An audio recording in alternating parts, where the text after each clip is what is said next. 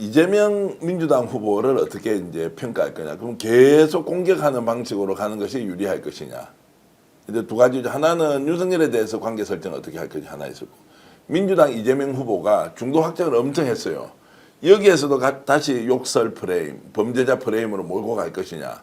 아니다. 싸우면 미래 논쟁에서 훨씬 더 내가 더 경쟁력이 있다라고 하면서 요 뒷부분도 굉장히 중요하게 봐야 한다. 토론 과정에서 이재명 후보가 과거에는 무조건 누르고 밟으면 되는 상대였는데 지금은 이제 그렇게 할수록 본인에게 표가 안 올 가능성이 높기 때문에 윤석열에 대한 것 하나, 이재명 후보에 대한 인식과 생각과 그리고 대응 전략 이런 것들을 같이 봐야 우리가 일단 관전 포인트로서 좀 의미가 있지 않느냐 이런 생각을 해봅니다. 이게 한마디만 더 첨언을 하면은 그래서 아까 이제 검찰의 움직임 이런 거를 같이 엮어서 보면은 프레임이 어떻게 되냐면 문재인 대통령을 이제 기소를 했죠. 그럼 아까 이제 이재용 변호사님 말씀하셨듯이 당연히 검찰 입장에서는 균형을 맞춰야 되니까 김건희 소환을 할 겁니다. 지금 그렇지 않아도 오늘도 김건희 소환 조율을 하느니 마느니 뭐 이런 얘기가 있잖아요. 그렇죠. 김건희 소환을 하고 지금 한참 뭐 뒤에도 얘기하겠지만은 우리 법사님 얘기 계속 나오잖아요. 전진 법사님이 네. 무슨 뭐 한국은행권을 갖고 뒤에 얘기하겠지만은 그런 얘기하고 이런 구도로 가잖아요. 그럼 반드시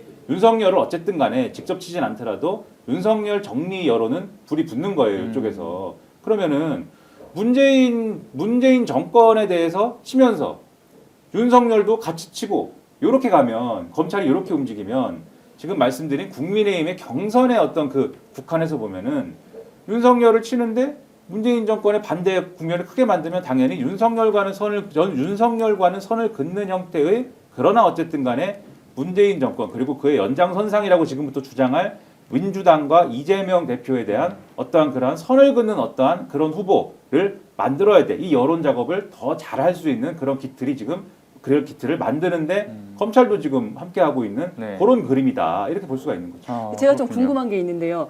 탄핵 찬성 입장에서는 탄핵 찬성과 탄핵 반대가 아주 격렬하게 붙어야지 본인이 차별화를 할 수 있고 우리는 윤석열과 같이 가지 않고 중도까지 끌어안을 수 있는 후보다라고 자신들을 내세울 수가 있는데 그러면 사실상 우리 모두가 사과를 하고 가자라고 말은 하더라도 내심으로는 니네는 계속 윤석열 편이잖아. 우리는 그들과 손을 그었어. 라고 나갈 전략을 구사할 가능성이 있지 않을까요? 자, 그렇게 볼 수도 있지만 지금 윤석열은 이제 상수에서 변수가 되었고 이 변수도 존재 변수냐 부존재 변수가 되는 게 더 낫겠다 이렇게 할 수 있는 거예요. 이제 지금은 게임이 어떻게 됩니까? 내부에서 이겨야 된다. 누가 이길 것이냐. 내가 지지하는 사람은 한동훈이다 또는 홍준표다 김문수다 이렇게 갈 수 있는데 이제 상대가 정해져 있는 거예요. 여기는 일단 이재명 후보가 딱 버티고 있는 상황에서 어떤 사람이 붙었을 때 좋은지 전략적으로 유권자들이 판단할 거 아니에요. 그 유권자라면 이제 당원들이죠. 판단을 이제 하게 되면 어떤 게 좋아? 그럼 첫 번째 윤석열하고 관계 정리 어떻게? 이게 질문이 성립이 안 된다라고 보기 저는 어렵다고. 자 그러면 지금 국민들을 상대로 이재명 후보와 경쟁을 해야 되는데 야 윤석열 탄핵하면 안 된 거야. 주장하면 어떻게 되면 이 게임이 성립이 안 되잖아요. 그래서 이것은 이제 변수에서도 배제시켜야 하는 정도로 매우 정치적으로 지금 반응을 하고 있다는 것이고 그것이 한동훈 지지로 어느 정도 이제 이전이 되고 있는데 얼마나 강할지는 이제 지켜봐야 하는데 아마 한 2, 3일만 지나보세요. 탄핵을 찬성한다 반대한다라는 것 자체가 이제 논쟁이 안 될 거예요. 윤석열은 자동 배제가 이미 되는 것이고 그 이후에 이 표를 누가 그럼 받아갈 것이냐는 건데 후보는 김문수는 절대 탄핵이 잘못된 것이다. 홍준표는 애매모호한데 지금은 그래도 탄핵은 안 된다라는 것인데 한동훈은 명확하게 탄핵하는 게 맞다라고 하는데 여기에서 홍이 어떤 본인의 견해를 정하느냐가 마지막에 이제 그 표심에 영향이 있을 것이다. 그 매우 현실적으로 돌아왔다고 보면 될 겁니다. 근데 이제 사과는 아마 뭐 아까 조선일보가 그렇게 주장을 하고 있고 안철수가 그렇게 주장하고 있는 걸 키웠다 이렇게 말씀드렸지만 뭐 단체로 국민 여러분 죄송합니다 이렇게 못 가겠죠. 왜냐면은 김문수나 이런 사람들은 뭐 그렇게까지는 아니다 이렇게 주장을 할 것이고 그래서 합의가 이루어지는 형태로의 사과는 못 하겠지만은 그리고 여기에 더해서 그 윤석열도 뭐 가만히 있겠습니까? 이 국면에서 뭐 윤어게인 신당까지는 아니더라도 지금 어쨌든 간에 윤석열의 영향력이 뭐 제로 상황이 되는 건 아니잖아요. 지금 말씀하셨듯이 계속 줄어갈 것이고 결국은 이제 정리당할 수밖에 없겠지만은 마지막에 뭔가는 하지 않겠습니까? 저는 그게 결국은 뭐냐면 결국은 한덕수가 움직이는 거 아니겠습니까? 한덕수가 왜 이렇게 스탠바이를 하고 뭐 그런 상황이 왜 일어나겠습니까? 오늘도 이제 신문들의 전반적인 톤을 보면은 하루가 다르게 한덕수의 출마 가능성은 굉장히 높아지고 있다. 이렇게 보는 거지 않습니까?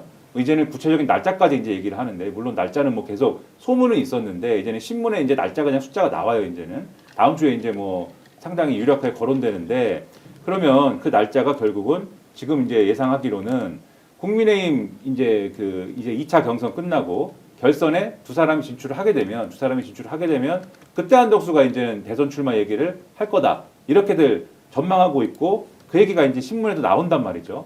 그러면 결선에 예를 들면 두 사람이 나왔는데 한덕수가 이제는 외부의 변수로 뜨게 되면은 그때부터는 이제 지금 이미 홍준표도 그동안은 단일화는 안 합니다. 이렇게 좀 선을 긋고 있었지만은 그때부터는 외부에 있는 한덕수가 지금보다는 훨씬 주체적인 변수가 되는 거 아니겠습니까?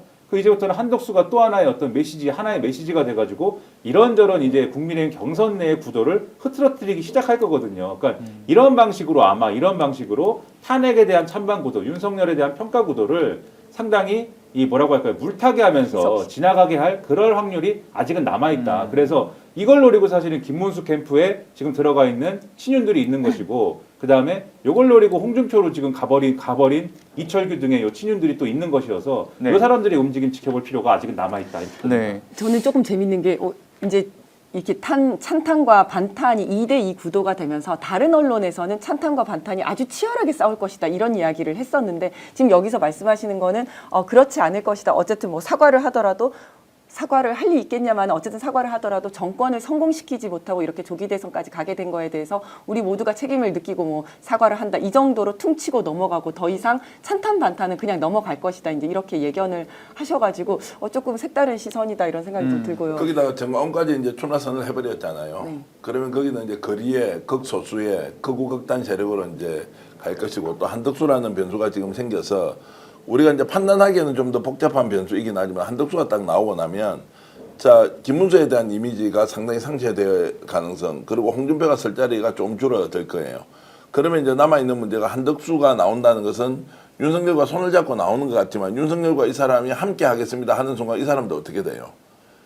결국 지금은 윤석열과 아예 결별을 하면서 나오는 수순으로 백그라운드는 분명히 김건희 윤석열이 있다고 하지만 본인이 출마하는 순간 그쪽하고 손을 어떤 식으로든 절연을 할 것으로 보고, 그러면 이제 나와 있으면 한동훈과 이제 붙어야 되는데 누가 그러면 윤석열과 차별화를 더 했느냐가 매우 중요한 경쟁이 될 상황도 저는 오고 있다고 봅니다. 예, 그래서 저는 또 이제 궁금한 게 하나 있는데, 아까 그 사과는 이걸 사실 중도 소구력에 대한 부분과 연결되는 거잖아요. 근데 사실 이번에 대권에 나왔던 그 국민의힘 경선 후보들의 모습들을 보면 정말로 당선되고자 하는 거에 대한 목표 의식보다는 사실 당권 경쟁에 해당되는 요소들이기 때문에 이 당권 경쟁 속에서 어떤 후보가 뭐 더욱더 이제 중도 소구력을 갖느냐 뭐 이 정도 차이겠지만, 오늘 방송 어떠셨습니까? 마음에 들었다면 구독, 좋아요로 스픽스를 응원해 주십시오. 여러분들의 구독, 좋아요는 가장 큰 힘이 됩니다.